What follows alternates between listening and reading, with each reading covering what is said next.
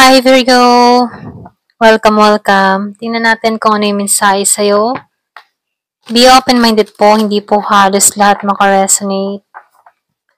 Thank you nga po pala sa mga nagsusubscribe, sa mga bumabalik. Maraming pong salamat. Give me the message for Virgo. Ano yung mensahe sa'yo? Give me the message for Virgo.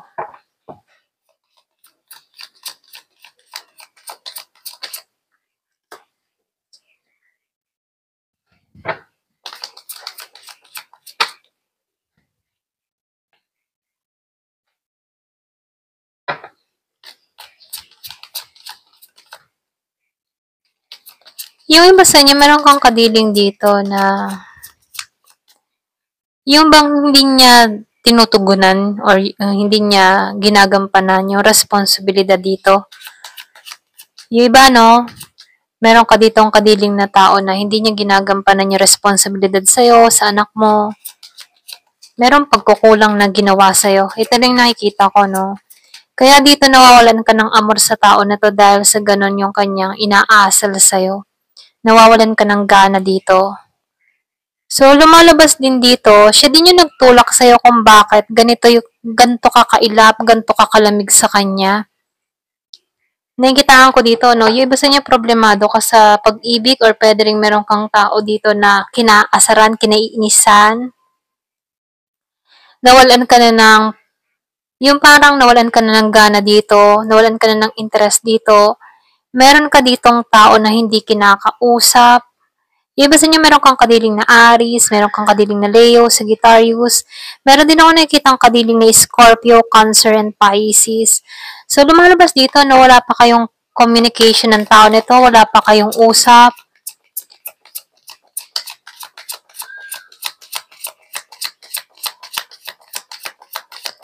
Yung iba sa inyo, merong hadlang na nangyari kung bakit ganito, no?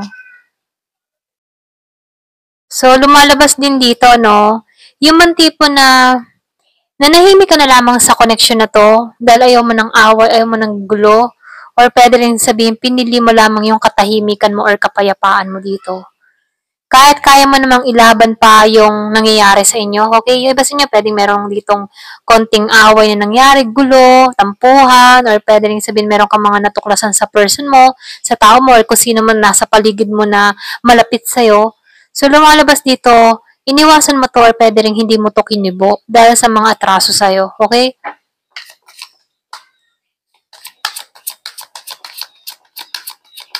Yung tipo na pinili mo na lamang yung katahimikan mo. Ganun yung nakikita ko sa'yo. So, lumalabas dito, no? Ayaw mo ng bagong simula sa tao na to. Nawawalan ka na ng passion or pwede rin sabihin, kung meron ka natuklasan sa tao mo, no? Kung meron tong kalokohang ginawa, kung meron involved na ibang tao sa connection nyo, lumalabas dito na nandidiri ka sa person mo. Wala ka ng init na nararamdaman or intimacy dito. Ganyan. Lahat lumabas ng naka-reverse. Ito lang nakikita ko dito. So, lumalabas dito, hindi ka na masaya. Ayaw mo siyang makita. Meron kang tao ditong ayaw mong makita. Iniwasan mo siya. Galit ka dito, no? Kung madalas mo makita yung 222, 444, or 1111, ano, may nangangahulugan dito na meron kang binubuo sa sarili mo. Okay? So, nakikitaan ko naman dito, hindi ka naman nawawalan ng pag-asa para sa sarili mo. Ito lang nakikita ko. Andun pa rin yung hope mo. Kumbaga, binubuo mo na lang yung sarili mo. Okay? Kung ano man yung mga pagkukulang na ginawa sa'yo ng person mo dito, binubuo mo na lamang yung sarili mo. Okay? So, ito lang yung lumalabas dito, no? Meron kang tao din dito, no? Involved din sa pera. Hindi ito naging kontento sa'yo. Or pwede rin sabihin ikaw, nagbigay ka dito sa tao na to, pero hindi pa rin nakontento sa'yo. So, lumalabas dito, nahut-hutan ka ng tao nito, or pwede rin sabihin nadugasan ka, ginamit ka, meron kang tao na gold digger, ganon. Or pwede rin sabihin gusto lang sa'yo ay yung kung ano yung kaya mong ibigay. Ayan, pasensya na kung meron kang naririnig na ingay.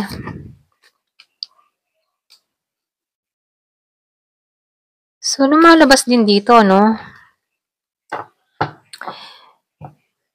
Meron kang tao dito na hindi naging totoo or hindi nagpakatotoo sa'yo. Medyo playful to. Ito lang nakikita ko dito, no? So, lumalabas din dito, pinapakawalan mo na to. Ito ito lang nakikita ko dito. Pinapakawalan mo na to. Yung man tipong hindi mo na to inaasahan na magbabalik o magbabago. Ganon. Andun yung pagpapakawala mo sa kanya. Meron ako nakikitang Pisces. Iba sa niya meron kang kadiling na Pisces. Meron ka din kadiling na Virgo, Capricorn, Taurus, Aries, Leo, Sagittarius, Scorpio, Cancer, and Pisces. Ayan, ito lang nakikita ko dito. Yung iba sa inyo, meron kang kadiling na ganitong tao. So, lumalabas din dito, no? Malaki yung nilalagay mong harang sa sarili mo pagdating sa taong ito. Andun yung pagiging mong defensive, okay? Pinoprotektahan mo yung energy mo or pwede rin sabihin, pinoprotektahan mo lang yung kapayapaan mo. Ayaw mong magulo, ganyan. Ayaw mong mag-isip, ayaw mo ma-stress. Alam mo yung gagawin mo, kumbaga sinusunod mo lang yung intuition mo dito. Sinusunod mo kung ano yung makakabuti para sa'yo. At yun yung maganda, no? Kasi hindi ka nagpapaloko.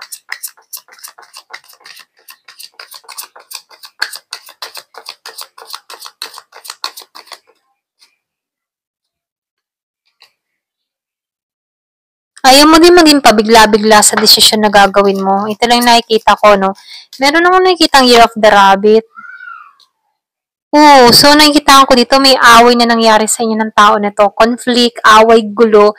So ngayon, ikaw nagpapakaano ka, yung bagang tipo na itong away na nangyari sa inyo, mas pinili mo yung katahimikan mo. Ayaw mo makipagtalo kasi alam mo yung ilulugar, yung matipong, alam mo kung saan mo ilulugar yung sarili mo, okay?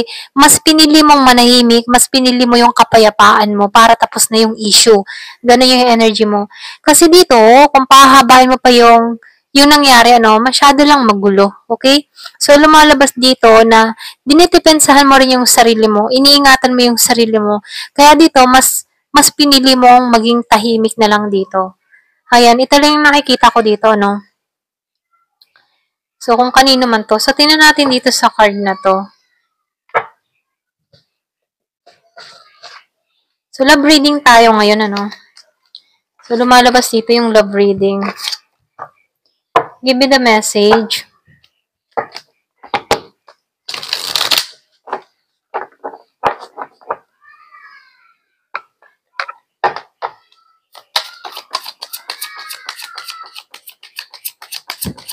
Give me the message for Virgo. Nasa healing process ka. Yung iba sa inyo nasa healing process, pinapakawalan mo na yung old version of you, okay? Yung dating ikaw, pinapakawalan mo na yung mga memories na meron kayo ng tao na to. So, nakikita ko dito, nililinis mo yung energy mo, nag-cleansing ka, or pwede rin sabihin na binabago mo yung sarili mo. Andito ka sa moment na hinihilom mo yung puso mo, yung isipan mo, ganyan. So, andito ka sa process. Yung iba sa inyo minumungkahi dito na maghilom, kung dito nahihirapan ka pa or pwede rin sariwa pa ang nangyayari dito, minumungkahi dito na maghilom ka sa mga nangyari at pakawalan na yung mga dapat pakawalan para merong makapasok na panibagong energy sa'yo. So, conflicted, talagang merong conflict na nangyari.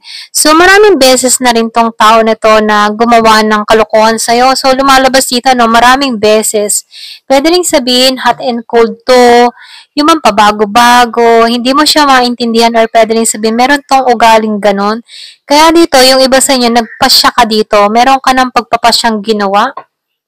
Kumbaga, nahirapan ka rin dito sa tao na to. Pwedeng nahirapan kang pakisamahan siya. Ganon.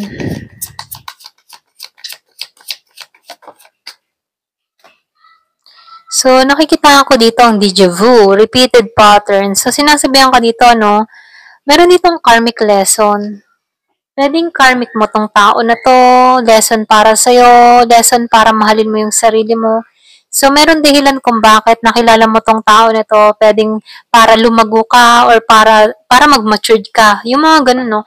So, lumalabas dito na merong dahilan kung bakit na-encounter mo tong tao na to sa buhay mo.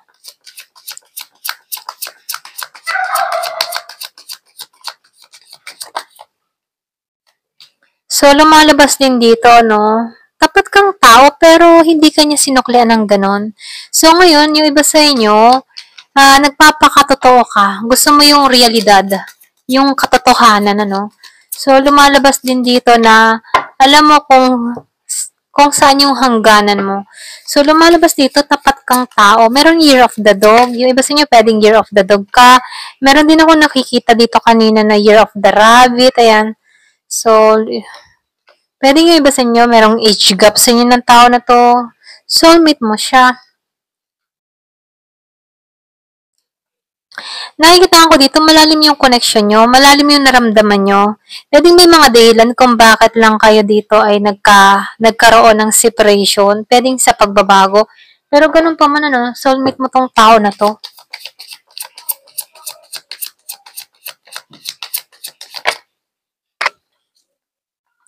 Maganda ka, okay, charming ka, lumalabas dito, no, mabuti kang tao, mabait ka, mabuti yung puso mo. So, gusto nito ng reconciliation sa'yo. Gusto nito ng panibagong pagkakataon, ano, second chance, pangalawang pagkakataon sa'yo. So, lumalabas dito, no, gusto niya magkasundo. So, napangarap ka pa rin naman ng tao nito, ini-imagine ka nito, so, nagpa-fantasize to sa'yo. So, meron lang tong mga fantasy na nililikha sa kanyang kaisipan dito pagdating sa'yo, no? Lumalabas dito, maganda kang babae, gwapo kang lalaki. So, graceful ka, pwedeng mahinhin ka, ganyan. Or mayumi, mga ganun, ano. So, nakikita ko dito na kaya mo dalhin yung sarili mo. Ayan, ito lang nakikita ko sa'yo. Ayan. Thank you for watching. Love and peace.